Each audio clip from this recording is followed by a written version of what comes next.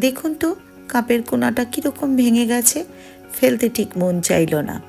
ফেভিকলের moulded clay নিয়ে ভাবলাম কিছু একটা এর ওপরে কাজ করে নিই।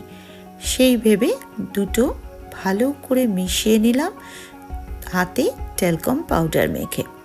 যখন ক্লেটা পুরো তৈরি হয়ে গেল, এর থেকে মনের মতো আকৃতি দিয়ে নিলাম।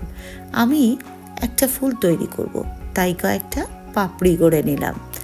এবারে ফেভিকল দিয়ে পাপড়িগুলো খুব ভালো করে কাপের ওপর বসিয়ে দিলাম। শুকিয়ে নিতে হবে খুব ভালো করে। তারপর ফেব্রিক কালার দিয়ে এর ওপরে সুন্দর করে রং করে দিতে হবে। রংটা কাঁচা অবস্থায় আমি কিন্তু ওপর থেকে কিছুটা গ্লিটার ছড়িয়ে দিলাম।